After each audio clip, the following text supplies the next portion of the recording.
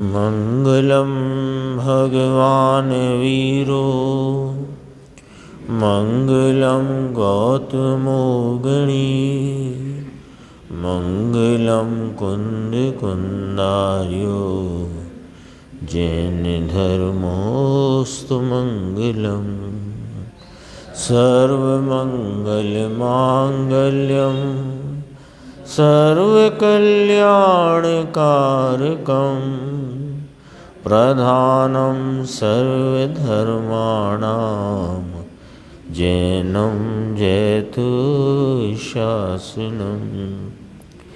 मैं नमो तीर्थनायक को नमो ओंकार वाणी को नमो उन कुंद प्रभु को जिन्होंने ओंकार धारण की। अहो उपकार जिनवर का कुंद का दिव्य वाणी का जिन कुंद ध्वनि दाता उनका हान स्वामी का। चिदानंदेक रूपाए जिनाए परमात्मने परमात्म प्रकाशाए नित्यं सिद्धात्मने नमः। आचार्य योगेंद्र देवकृत परमात्म प्रकाश और इसके प्रथम महाधिकार की 117 नंबर की गाथा पर अपन ने अभी पूज्य गुरुदेव श्री का व्याख्यान अभी 30 मिनट सुना। उसके भावार्थ की चर्चा प्रारंभ हुई है और वो आगे की स्वाध्याय में अपने को उसका लाभ मिलेगा। 117 का जो दोहा सूत्र है वो पढ़ते हैं। जम मुनि लहई अनंत सुहो णीया पाझायन्तु तम सुह इंदु वीणमिलहई देवीहिं कोडिरमन्तु। आत्मध्यान में लीन मुनीश्वर जो अनंत सुख पाते हैं कोटि देवियों में रम कर भी सुरपति प्राप्त न कर सकते। इस गाथा की उत्थानिका है कि जो सुख आत्मा को ध्याने से महामुनि पाते हैं वह सुख इंद्रादि देवों को दुर्लभ है। इसमें जो मूल बात है ना, सुख की प्राप्ति और आत्मा को ध्याना, उत्थानिका में है ना कि आत्मा को ध्याने से सुख मिलता है, सीधी बात ये हुई। और महामुनि उस आत्मा को उत्कृष्ट रूप से ध्याते हैं, आराधते हैं तो उनको महासुख होता है। और संकिति को भी आत्मा को ध्याने से सुख की प्राप्ति होती है। ये अंदर पेटे में बात रखी हुई है, यानी वह बात भी यहाँ अपने आप सिद्ध है। तो कहा कि जो सुख आत्मा को ध्याने से महामुनि पाते हैं वह सुख इंद्रादि देवों को दुर्लभ है। अन्वयार्थ है देखो। निजात मन ध्यायन अपनी आत्मा को ध्याते मुनि परम तपोधन। मुनि की व्याख्या करें ना, ये इतने शब्द की बात आई। निजात मनम ध्यायन अपनी आत्मा को ध्याते कौन के मुनि। तो मुनि की व्याख्या करी परम तपोधन मुनि। मुनि को परम तपोधन कहा। परम तपोधन मुनि यत अनंत सुखम लभते, जो अनंत सुख को प्राप्त करते हैं, पाते हैं। कैसा है सुख, तो सामने उसको कहने के लिए, बताने के लिए कहा। तत्सुखम इंद्रः अपि देवीनाम कोटि रम्यमाण न एव लभते। यानी इंद्र भी करोड़ देवियों के साथ रमते हुए उस सुख को नहीं प्राप्त करते, ऐसा वह अतीन्द्रिय अनंत सुख परम तपोधन महामुनि अपने आत्मा को ध्याते हुए प्राप्त करते हैं।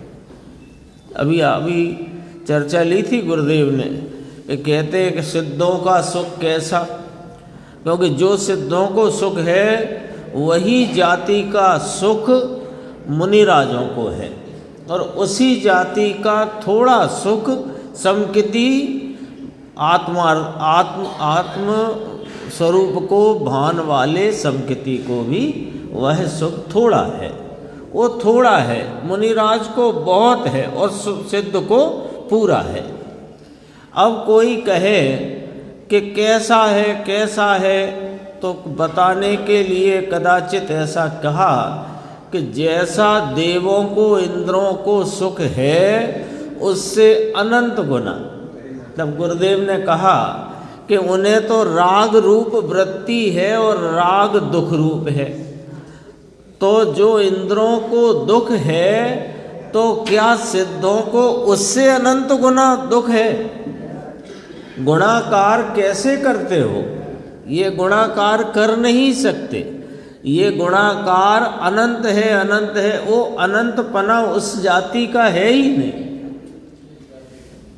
सुख तो जो समकिति को अतीन्द्रिय आनंद यानी अपने स्वरूप के भान होने से, अपने स्वरूप का आलम्बन होने से जो सुख समकिति को जो आंशिक सुख प्रकट हुआ है उससे अनंत गुना परिपूर्ण सुख सिद्धों को है, और मुनिराजों को भी उससे अनंत गुना सुख है। ऐसा कहा। देखो भावार्थ पढ़ते हैं। बाह्य और अंतरंग परिग्रह से रहित महामुनि की बात करते हैं ना, तो महामुनि की व्याख्या में यहाँ से व्याख्या शुरू की।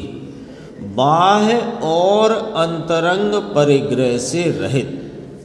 बाह्य में तो ये सब आ गए, धन धान स्त्री पुत्र कुटुंब आदि है ना, उसमें सब आ गया है। और अंतरंग माने मिथ्यात्व राग देश आदि जो परिणति की मलिनता विपरीतता है वो अंतरंग परिग्रह है, जिसे इस अज्ञानी ने अनादि से परिग्रह उसको पकड़ के रखा है, अपनी विपरीत मान्यता को और राग में एकता के भाव को, राग में एकत्व रूपता को इसने अनादि से परिग्रह करके रखा है, पकड़ करके रखा है। और वह पकड़ जिसको छूट गई उसका अंतरंग परिग्रह छूट गया। तो मुनिराज को अंतरंग परिग्रह और बाह्य परिग्रह से रहित बना है। और फिर वे क्या कर रहे हैं कि निज शुद्धात्मा की भावना, यानी अपना निज शुद्धात्म जो चैतन्य परमात्म स्वरूप तत्व, उसकी भावना माने उसमें रमणता रूप व्यापार है ना। भावना शब्द से परिणमन लेना है ना, निज शुद्धात्मा की भावना से। तो उससे उत्पन्न क्या हुआ कि वीत राग परमानंद सहित सुख जो महामुनि पाते हैं। जरा अपन ने आगे पीछे इसलिए किया कि महामुनि की व्याख्या यहाँ से की, बाह्य और अंतरंग परिग्रह से रहित वे महामुनि हैं। अब वे क्या कर रहे हैं कि निज शुद्धात्म तत्व, अपने परमात्म तत्व की भावना यानी उसमें एकाग्रता के व्यापार में लगे हुए हैं। उससे क्या उपार्जित हो रहा है, उससे क्या प्राप्त हो रहा है कि वीत राग परम आनंद रूप सुख को वे प्राप्त कर रहे हैं। तो कैसा है वह सुख, तो सामने एक दुख की बात बता करके वो सुख को उस जाति से अलग बताया। ये इंद्रादि के सुख की बात कहकर उपमा नहीं देते हैं, उपमा दी ही नहीं जा सकती, उपमा दी ही नहीं जा सकती। जैसे जल में शीतलता है, तो अग्नि से कोई उपमा देगा क्या जल की? क्यों कि जल तो शीतल स्वभाव से भरपूर है और अग्नि में शीतलता का अंश भी नहीं, तो अग्नि से उपमा नहीं होती। तो फिर कैसे कही कि जैसे जल में कैसी शीतलता है कि अरे ऐसी शीतलता है जो अग्नि में बिल्कुल नहीं, ऐसे करके समझना इसको। तो ऐसी ही इस प्रकार का प्रयोग यहाँ पर है कि उस सुख को इंद्रादि भी नहीं पाते। कैसा सुख है मुनिराजों को? मुनिराज को अपन ने ऊपर देखा अन्वयार्थ में परम तपोधन शब्द से संबोधित किया। अन्वयार्थ में कहा परम तपोधन, भावार्थ में कहा बाह्य अंतरंग परिग्रह से रहित, निज शुद्धात्मा की भावना से परिणित, उससे उपार्जित वीतराग परमानंद स्वरूप सुख को प्राप्त करते हैं। वह सुख इंद्रादि भी नहीं प्राप्त कर सकते, ऐसा लिया यहाँ। तो फिर नतीजा क्या आया कि जगत में सुखी साधु ही हैं, अन्य कोई नहीं। मुनिराज ही सुखी है ना। कैसे करके एक आगे प्रश्न आया था, अपन ने सुना, अभी पढ़ेंगे कि मुनिराज का और सुख का अविनाभावी संबंध है। अपने को लगते हैं वो सब बात अपन बाहर से कहते हैं, महिमा के लिए कहते हैं, बहुमान में कहते हैं, पर वो असलियत नहीं है ना। अपन कहते हैं ना कि ऐसी घनघोर बरसात में वृक्ष के नीचे खड़े हैं, ऐसी जेठ की तपती दोपहरी में पर्वत की शिलाओं पर हैं, सर्दियों में नदी के किनारे बैठे हैं। तो अपने को तो ये बाहर का ही हिसाब किताब पता है ना, बाहर की अनुकूलता में सुख और बाहर की प्रतिकूलता में दुख। तो अपन उस प्रतिकूलता में भी वे इस प्रकार अपनी आत्म आराधना करते हैं, तो हमें लगता है कि वे सहन कर रहे हैं। हमें लगता है क्योंकि हमारा तो वो पैमाना छोटा सा है ना, और वो भी गलत। सुख का पैमाना हमारा गलत और छोटा, उसके लिए विशाल पैमाना चाहिए और असली पैमाना, पैमाना मतलब नापने का साधन, असली चाहिए और बड़ा चाहिए, विशाल चाहिए। हमने कैसे नाप तोल करी? फिर वो भजन वजन में भी आती है बात। वो चतुर्मास में ऐसे वो बारिश में जंगल में वृक्ष के नीचे, सर्दियों में नदी के किनारे, गर्मियों में तपती शिलाओं के ऊपर बैठकर क्या कर रहे हैं? आत्म आराधना। तो हमें लगता है कि वे सहन कर रहे हैं, वे सहन नहीं कर रहे।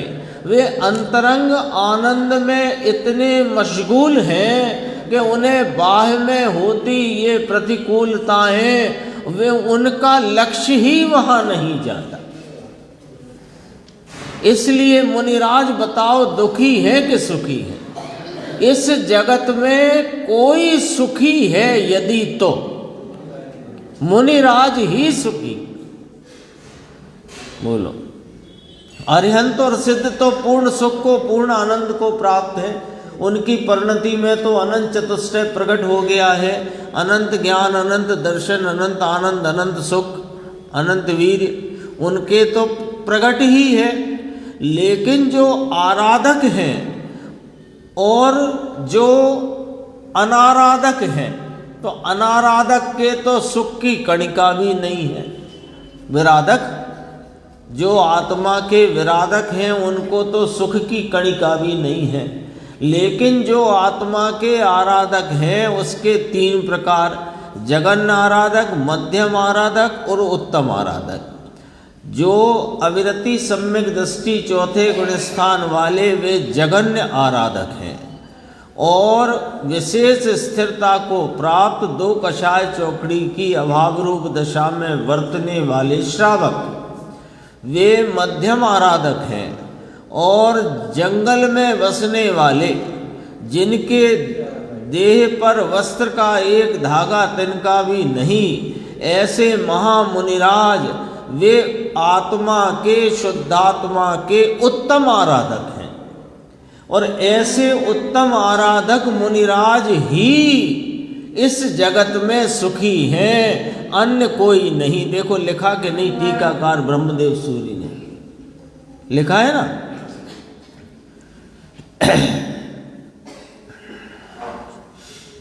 यहाँ भी आया होगा संस्कृत में।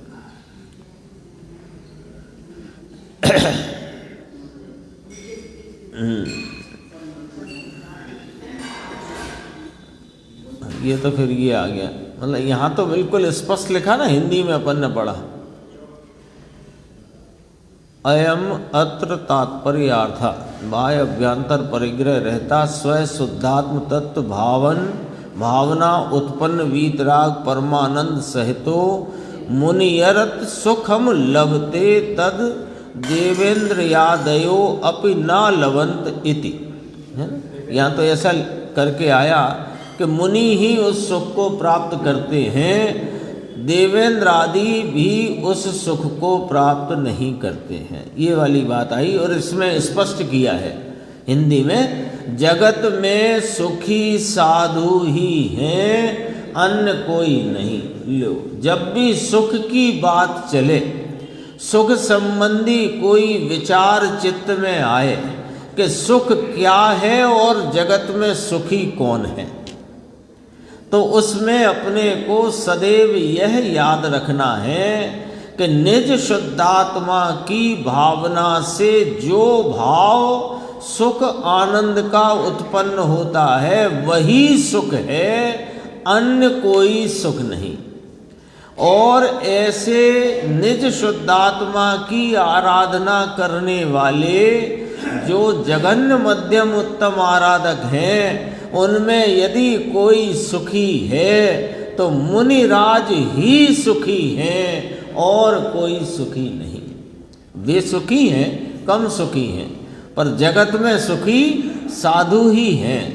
विराधक आत्मा के विराधक को तो सुख की कणिका भी नहीं है।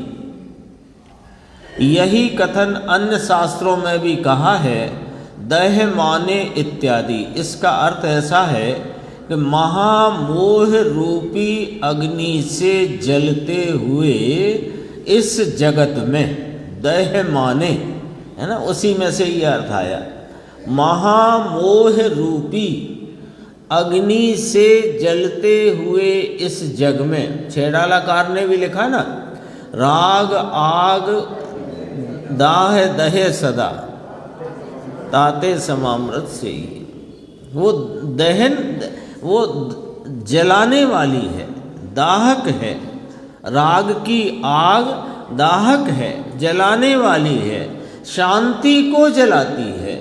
आत्मा जो स्वरूप से सुख स्वरूप और शांति स्वरूप है, उसकी प्रकटता नहीं होना उसे जलाना है।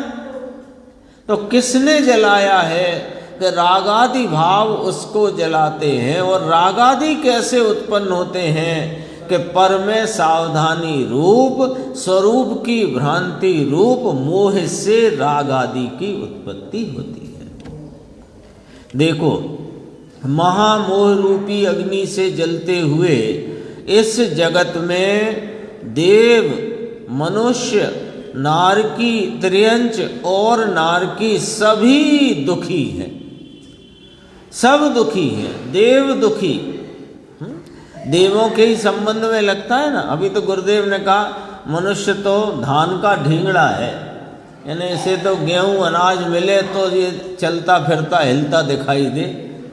देव तो कंठ में अमृत झरे हजारों वर्षों में। और वहाँ कोई रोग आदि होते नहीं, लेकिन वे सुखी नहीं। मुद्दे की बात ये, इस जगत में देव मनुष्य त्रियंच नार की सभी दुखी हैं, और जिनके तप ही धन है, परम तपोधन, जिनका धन ही तप है। तप नाम क्या? अंकुर भाई बताओ, तप नाम क्या? अपने तो रोज आ रहे हो ना आप, तो अब तो कोई समस्या ही नहीं है। तप माने क्या है? स्वरूप में लीनता, चैतन्य का प्रतिपन्न, उसका नाम तप है। यही उनका धन है, यही संपत्ति है। मुनिराज की संपत्ति पूंजी क्या? कि अपने स्वरूप के प्रतिपन्न रूप स्वरूप की आराधना, उग्र आराधना से प्राप्त जो वीतरागता की मोटी धारा है, तीन कषाय चौकड़ी की अभाव रूपता वाले प्रचुर स्वय संवेदन की मोहर छाप वाली जो वीतरागता की मोटी धारा है, दरअसल में वो मुनिराज की पूंजी है, वो पूंजी है, संपत्ति है, तपोधन है वे। हाँ, सुख और शांति का व्यापार है। ऐसे अपन कहें ना भाई, काय का व्यापार है? क्या अनाज का, सोने चांदी का व्यापार है, और करोड़ों की, 10 करोड़ की, 50 करोड़ की, 20 करोड़ की पूंजी है। ऐसे ही बताते हैं ना। तो मुनिराज क्या करते हैं कि मुनिराज अपने स्वरूप की एकाग्रता का व्यापार करते हैं, और उससे क्या अर्जित करते हैं कि वीतरागता की पूंजी अर्जित करते हैं। वीतरागता वृद्धिंगत होती जाती है, और राग की जो मलिनता है वह घटती जाती है, और फिर उसी वीतरागता की बढ़वारी में पूर्ण वीतराग भाव को प्राप्त करके पूर्ण दशा आत्मा के पूर्ण लाभ को प्राप्त करते हैं। कौन से व्यापार से? कि स्वरूप की आराधना, स्वरूप की एकाग्रता के व्यापार से। जो तपोधन है तथा सब विषयों का संबंध जिन्होंने छोड़ दिया है।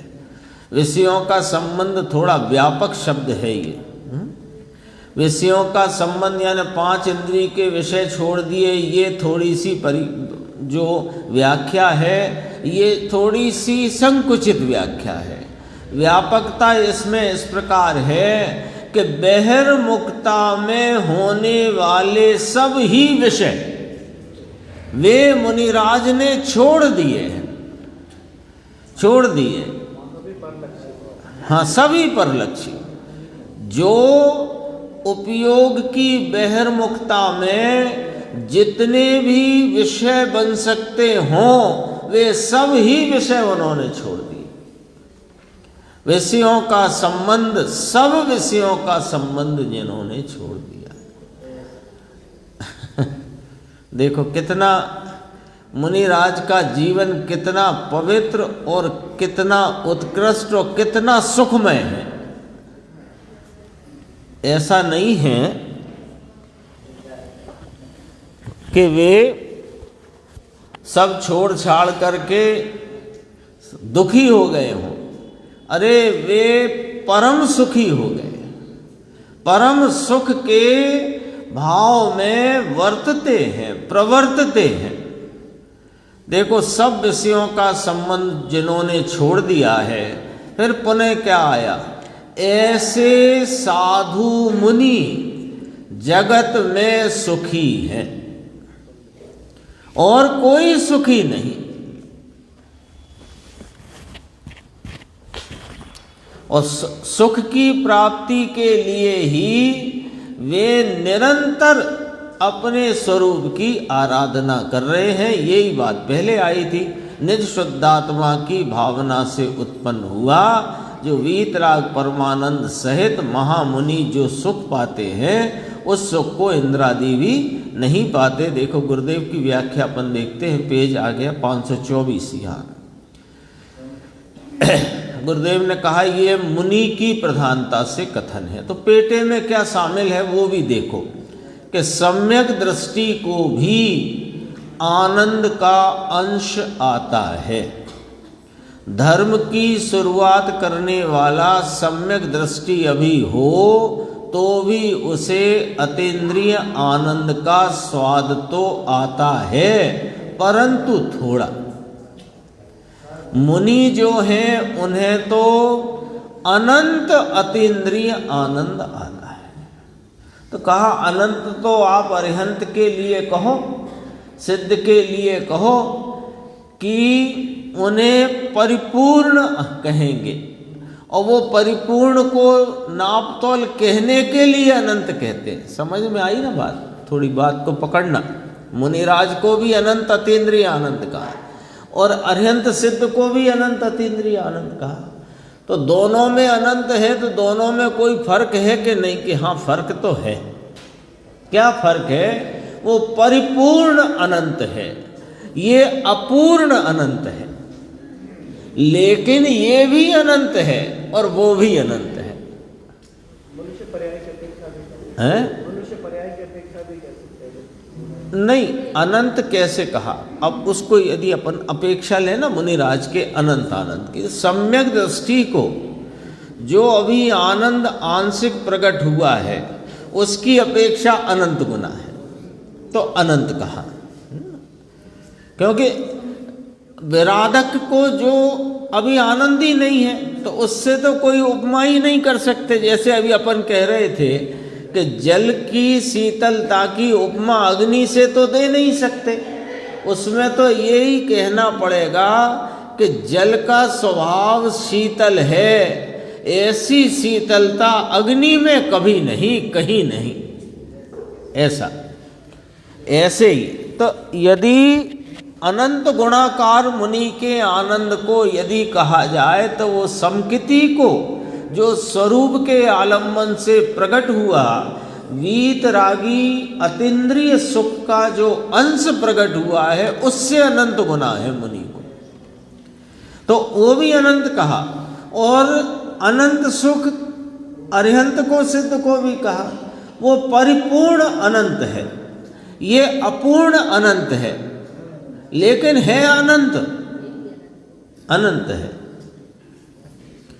देखो मुनि जो हैं उन्हें तो अनंत अतीन्द्रिय आनंद आता है, सच्चे मुनि।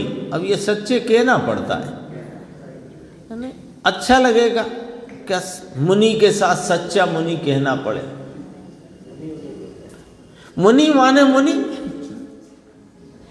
मुनि यानी अपने शुद्धात्म स्वरूप के उग्र आराधक, जिनके अंतरंग बाह्य परिग्रह लेश भर नहीं है, वे मुनि हैं। बस इतना ही पर्याप्त है। लेकिन वर्तमान स्थितियां परिस्थितियां उनके और पहले भी द्रव्यलिंगी तो होते ही आए, तो इसलिए सच्चे मुनि कहना पड़ता है ना। सच्चा सम्यक दृष्टि कहो तो कैसा? सम्यक दृष्टि पहले 50-60 साल पहले या 100 साल पहले की कल्पना करो तो घी की दुकान के आगे ये नहीं लिखा रहता था देसी असली घी। 101 साल पहले नहीं लिखते होंगे घी की दुकान, ऐसा तो लिखते होंगे हैं? हाँ 60-70, और मैंने तो 100 तक ले लिया, पता नहीं इस बीच में भी कहीं कुछ गड़बड़ हो। तो 100 वर्ष पहले कौन लिखता था? डालडा था ही नहीं, देसी असली घी लिखने की जरूरत क्या थी? अब तो ये तक लिखना पड़ता है मिलावट रहित शुद्ध देसी घी, लिखना पड़ता है, ये मजबूरी है। मुनि को सच्चे मुनि कहना मजबूरी है।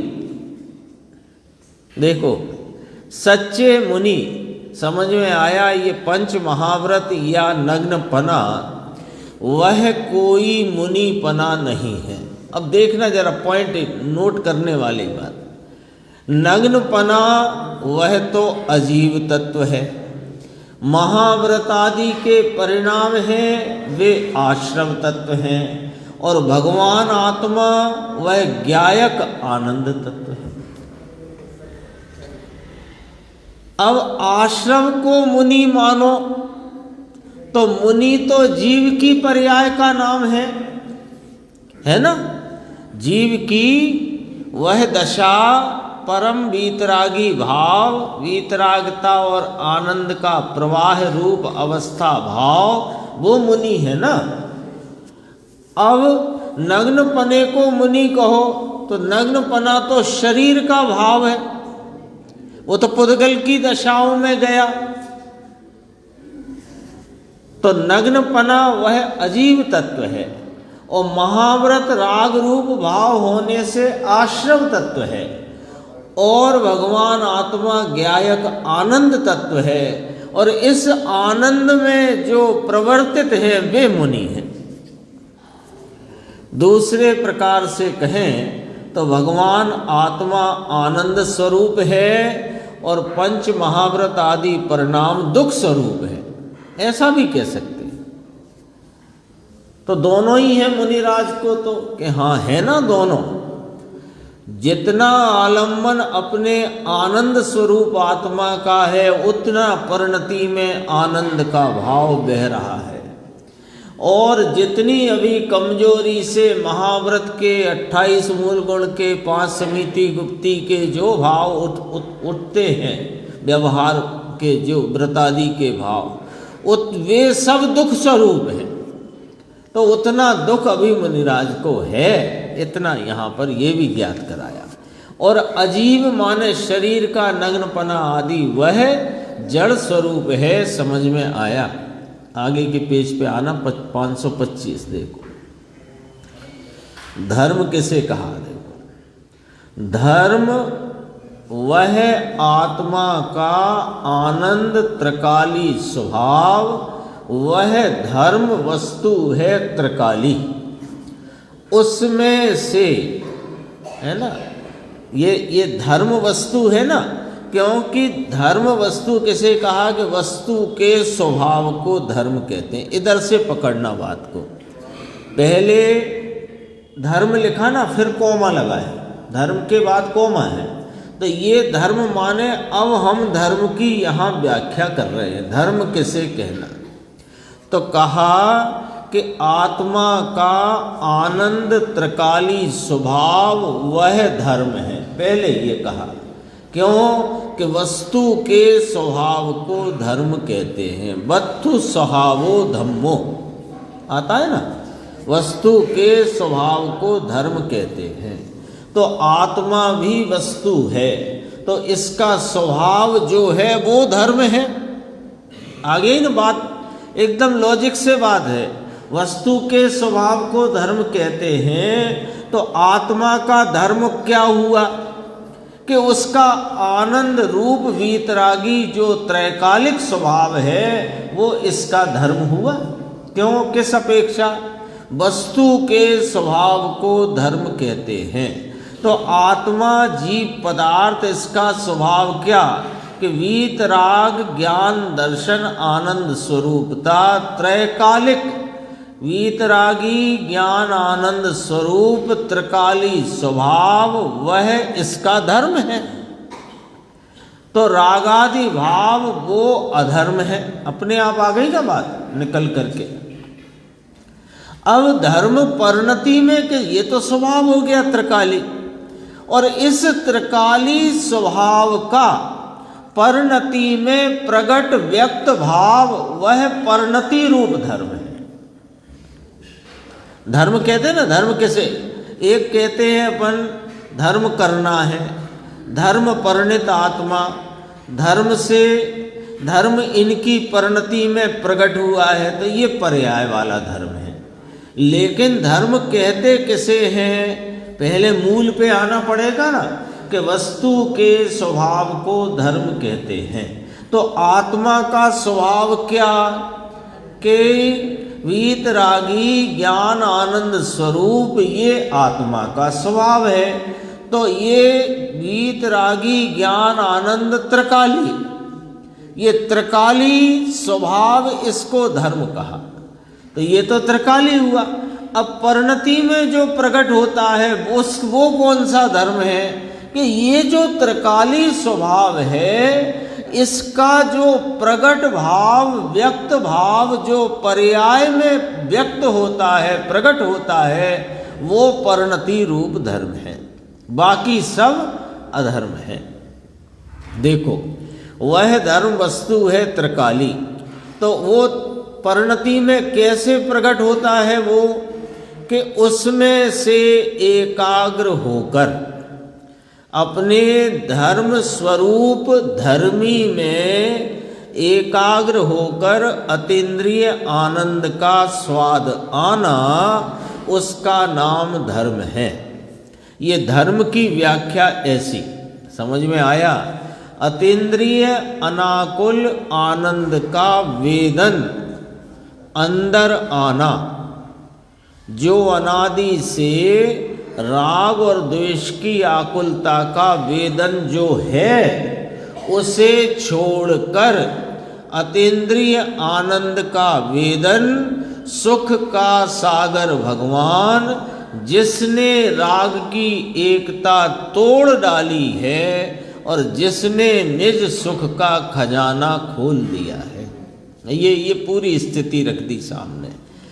पहले कहा धर्म वस्तु का स्वभाव है, वीतराग आनंद, ज्ञान आनंद स्वरूप वस्तु, उसका त्रैकालिक स्वभाव, वो धर्म है। ऐसी वस्तु में एकाग्रता से जो परिणति स्वभाव की व्यक्तता रूप हुई, वह परिणति रूप धर्म है।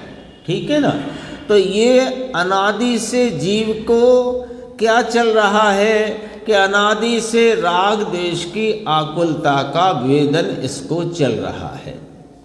उसे छोड़कर वो रागादि जिनके लक्ष्य से उत्पन्न होते हैं, उन सब का को लक्ष्य में से छोड़कर, राग का भी लक्ष्य छोड़कर, पर्याय में होती हलचल का भी लक्ष्य छोड़कर, एक अपने ज्ञायक भगवान की एकाग्रता से जो अतीन्द्रिय आनंद का वेदन है, वो अनादि के आकुलता के वेदन से अलग जाति का है। तो वह किसको प्राप्त हुआ कि जिसने राग की एकता तोड़ डाली और जिसने अपने निज सुख स्वरूप का खजाना खोल दिया है। धर्मी जीव ने अपने निज सुख का खजाना खोल दिया है। अज्ञानी को राग की एकता चली आई है। पुण्य, दया, दान, व्रतादि मेरी चीज है, ऐसा मानकर खजाने में ताला डाल दिया है। ये सुख स्वरूपता कहीं से उत्पन्न होती नहीं और अभी भी कहीं चली नहीं गई। ये आनंद का सरोवर, आनंद का सागर, अनंत अनंत आनंद का भंडार, यह हाजरा हुजूर विद्यमान है। लेकिन ये खजाना क्यों बंद पड़ा है? क्योंकि इसमें रागादि विकारी भावों में एकत्व बुद्धि, उसमें लाभ बुद्धि का ताला डाल दिया है। और जिसने राग की एकत्व बुद्धि को तोड़ दिया है, यानी उसने वह ताला तोड़ दिया, खोल दिया है, उसके अंतरंग से सुख का खजाना खुल गया है और परिणति में सुख बहने लग गया है। कैसे आया था उसमें? जैसे झरना बहता है ना, तो झरना बहता ही रहता है निरंतर। ऐसे अतीन्द्रिय आनंद, अतीन्द्रिय सुख निरंतर बहता है। कैसे कि वो मान लो बांध हो या नीचे, गुरुदेव एक उदाहरण देते हैं कि जैसे वो बोरिंग होती है ना पाताल में, जमीन में, तो वो बोरिंग करते करते करते करते सूखा ही सूखा, सूखा ही सूखा, मिट्टी पत्थर, और वो एक तड़ होती है, तड़, बस वो तड़ के नीचे पानी है, और तड़ पर जैसे ही चोट लगती है तो फव्वारा फूटता है। ऐसा यहाँ जो राग की पर्याय का जो प्रति समय चलता हुआ प्रवाह है, उसके ठीक पीछे राग के पीछे यह अनंत आनंद का खजाना पड़ा हुआ है।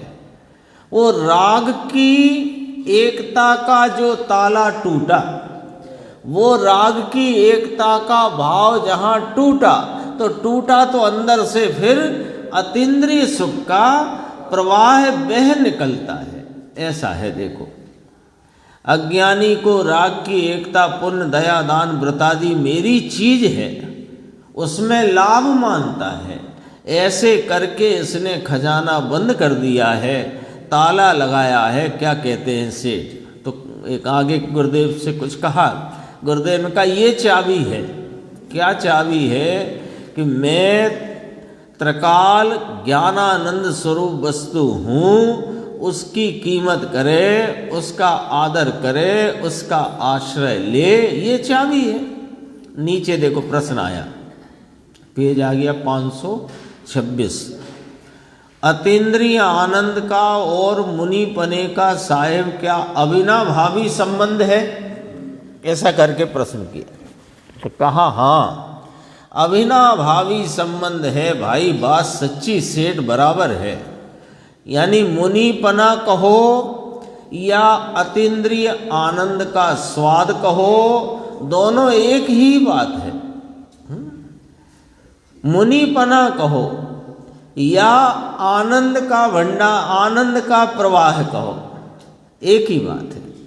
लिखा ना, अतीन्द्रिय आनंद का स्वाद कहो या कि मुनिपना कहो, दोनों एक ही बात है। सच्ची बात कही सेठ, अच्छे ना कहा, सच्ची बात की सेठ। और सम्यक दर्शन में भी ये है, अतीन्द्रिय आनंद का आंशिक आनंद। अब जरा ध्यान देना क्या है, अतीन्द्रिय आनंद का आंशिक भाव प्रकट होना, आंशिक आनंद, वह समकित बिना होता नहीं और आनंद बिना समकित होता नहीं। सिद्धांत है ये। समकित के बिना परिणति में आनंद होता नहीं और आनंद की परिणति प्रकट हुए बिना समकित होता नहीं। सिद्धांत है, मूल सिद्धांत। समकित का लक्षण आनंद है।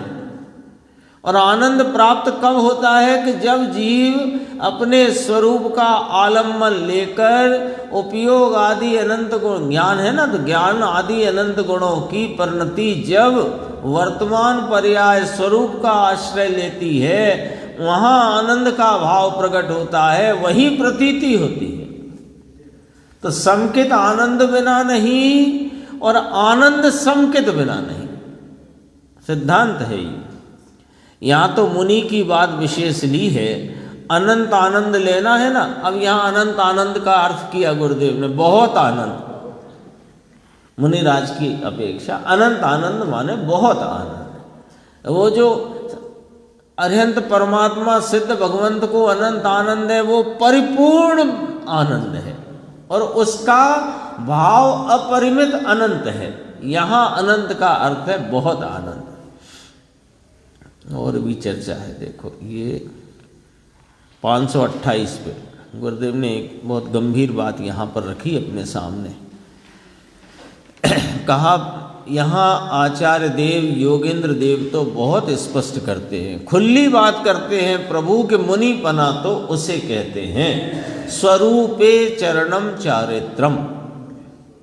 दो सूत्र हैं, वो दोनों वहाँ लिखे हैं स्वाध्याय मंदिर में आमने सामने दीवार पे।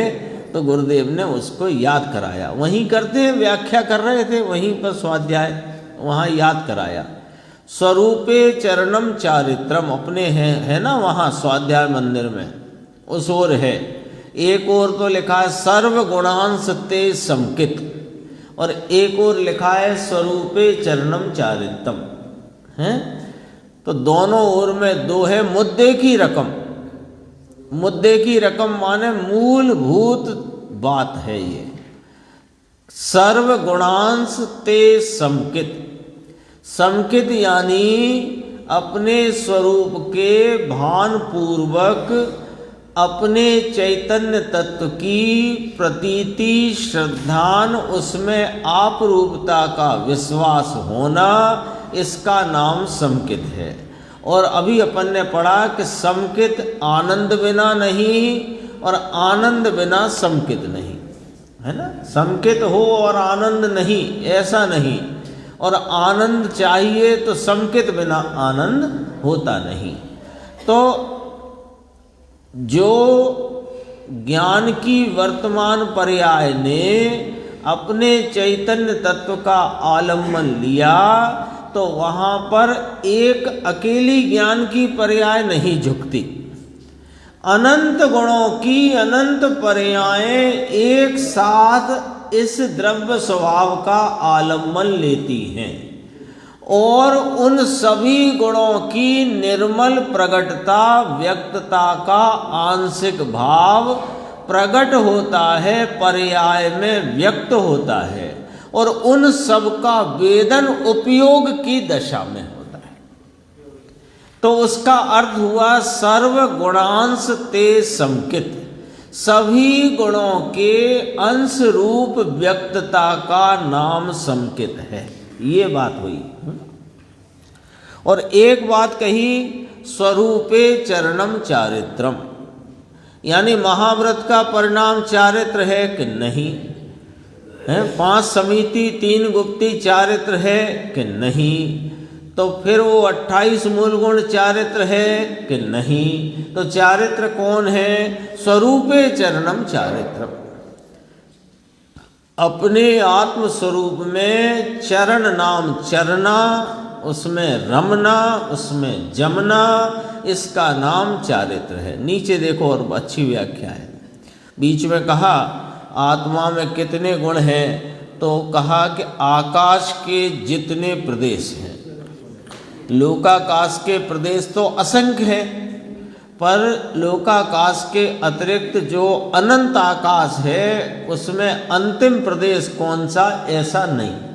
ऐसे अनंत प्रदेशी आकाश, तो आकाश के जितने प्रदेश उससे अनंत गुणे एक आत्मा में गुण।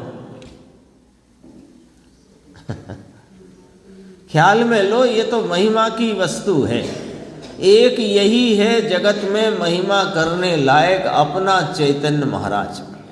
इसकी महिमा करो और इसका यथार्थ निर्णय करो। निर्णय और महिमा में रहो, कार्य स्वयं में होता है। देखो क्या कहा, अनंत अनंत अनंत अनंत चलते जाते हैं, उसके प्रदेश की संख्या, आकाश के प्रदेश की संख्या अनंत। उससे अनंत गुणे तो एक जीव में गुण हैं। समझ में आया? अब सुनना ध्यान से। वे जितने अनंत गुण हैं वे सब द्रव्य स्वरूप है। ये क्या कहा कि जितने अनंते गुण हैं उन अनंते गुणों का आश्रयभूत एक भाव है। अनंत गुण है, गुण गुण के आश्रय नहीं होते। ये तो सिद्धांत है ना, गुण गुण के आश्रय नहीं। पंचाध्यायी में परिभाषा है, गुण किसे कहते हैं? जो अन्य गुण के आश्रय से नहीं रहते उन्हें गुण कहते हैं। ऐसी व्याख्या करी पंचाध्यायी। हाँ, निराश्रय गुण, वो तत्वार्थ सूत्र में। पंचाध्यायी में तो परिभाषा ही करी, गुण की परिभाषा बोलो। अपन कहेंगे कि जो द्रव्य के संपूर्ण भागों और संपूर्ण अवस्थाओं में पाया जाता है उसे गुण कहते हैं, बराबर है। और आगे व्याख्या कि जो अन्य गुण के आश्रय से नहीं रहता उसे गुण कहते हैं। तो अब ये जो गुरुदेव ने इतनी पंक्ति बोली, इसका अर्थ वो जितने अनंत गुण हैं वे सब द्रव्य स्वरूप हैं। अरे साहब, ये क्या कह दिया आपने? गुण गुण स्वरूप है, द्रव्य द्रव्य स्वरूप है, ऐसे कहो कि हाँ यही कही है बात। पर कैसे कही वो समझो कि जितने अनंत गुण हैं इस आत्मा के, वे सब गुणों का आश्रयभूत जो एक भाव है वो द्रव्य स्वरूप है। द्रव्य किसे कहना? अपन ने शायद परसों बात करी थी, आज थोड़ी और उसमें भी बात ऐड करते हैं। द्रव्य, गुण और पर्याय, ये तीन शब्द हैं, तीन वाचक हैं। इन तीन के वाच्य भी अलग अलग हैं, पर वस्तु एक है। वस्तु एक है। द्रव्यवाचक, उसका वाच्य के अनंत गुण पर्यायों का आश्रयभूत भाव, उसे द्रव्य कहते हैं। द्रव्य के जो अनंत स्वभाव हैं, जो प्रति समय पर्याय में अपने स्वरूप से प्रकट होते हैं, ऐसे अनंत स्वभाव रूप भावों को गुण कहते हैं। और उन गुणों की प्रति समय होती व्यक्तता का जो भाव है, उसे पर्याय कहते हैं। तो तीन वाचक, द्रव्य, गुण और पर्याय, तीन वाच्य, वस्तु एक। वस्तु तीन नहीं, वस्तु एक है। तो जितने अनंत गुण हैं वे सब द्रव्य स्वरूप हैं। उस द्रव्य की जहाँ अंतर्दृष्टि हुई तो जितने गुण हैं उनका व्यक्त अंश, उन गुणों का जो स्वरूप है उसकी आंशिक व्यक्तता एक समय की पर्याय में अनंत गुण का व्यक्त अंश पर्याय में प्रकट होता है और उपयोग में वेदन में आता है। वेदन कौन करे? उपयोग। तो कहा उसे तो अभी सम्यक दृष्टि कहते हैं। अभी तो यहाँ मोक्ष मार्ग का प्रारंभ है, सम्यक दर्शन की प्राप्ति है। और पंचम गुण स्थान में वो कौन को पंचम गुण स्थान, कि जिनको अपने स्वरूप के आलम्बन से समकित का भाव प्रकट हुआ है, अतीन्द्रिय आनंद का वेदन हुआ है, ऐसे समकिति को इस स्वरूप की विशेष उग्रता होने से जो दो कषाय चौकड़ी की अभाव रूप वीतरागता प्रकट हुई है, उनको पंचम गुण स्थान प्रकट हुआ है। और अब यहाँ से प्रतिमाओं का जन्म होता है, इसके पहले नहीं होता। आजकल चलता है ना, रिवाज हो गया है, 1 प्रतिमा, 2 प्रतिमा, 3 प्रतिमा, 4 प्रतिमा, 7 प्रतिमा, ये रिवाज हो गया है। ये रिवाज की चीज नहीं है, ये धर्म है भैया, है ना। रिवाज चलाओ तुम्हारे शादी ब्याह लौकिक कार्यों में, ये मोक्ष मार्ग है। यहाँ रिवाज नहीं चलता, यहाँ आत्मा की आराधना चलती है, उससे धर्म चलता है। यहाँ रिवाज नहीं चलते।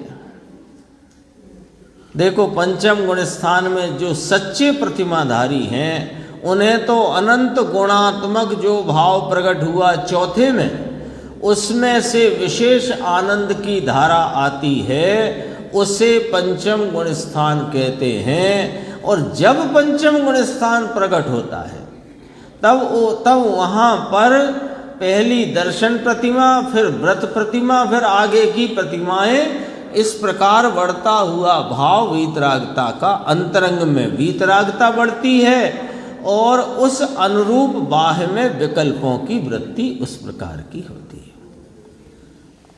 थोड़ा और ये देखना, पेज 529,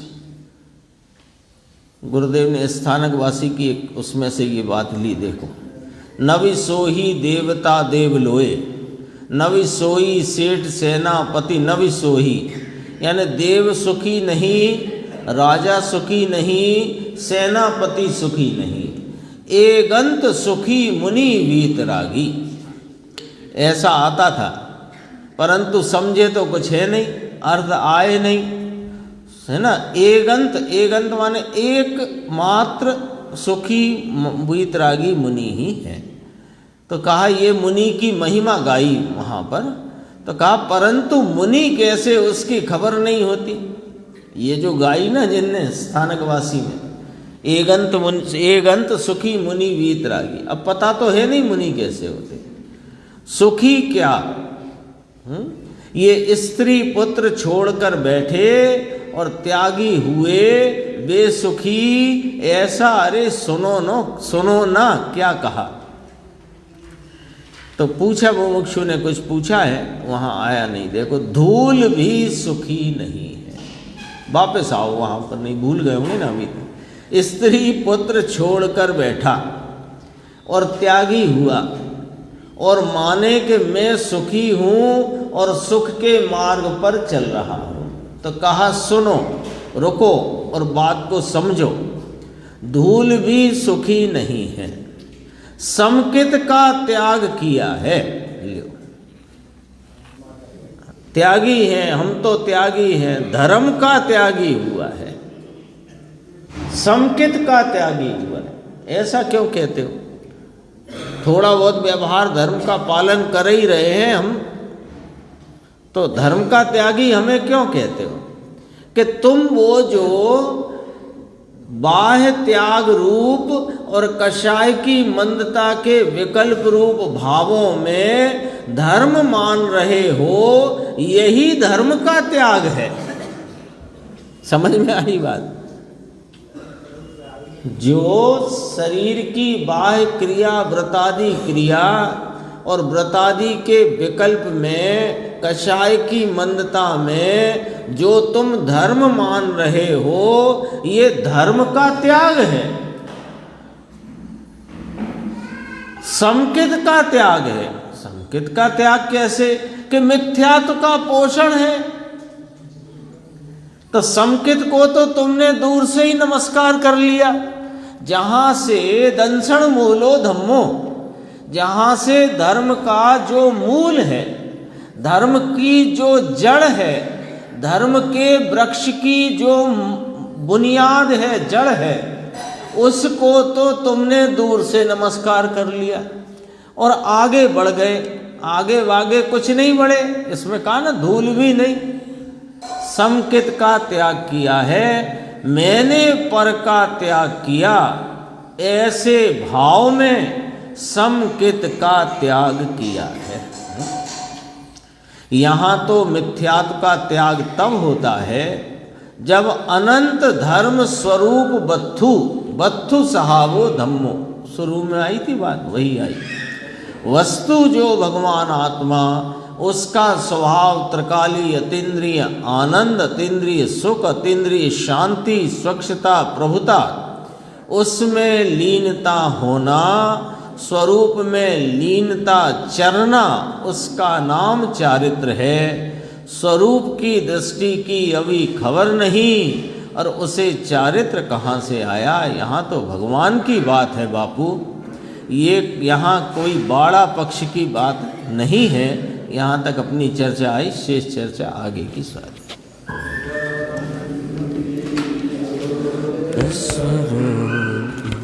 अविनाशी हूँ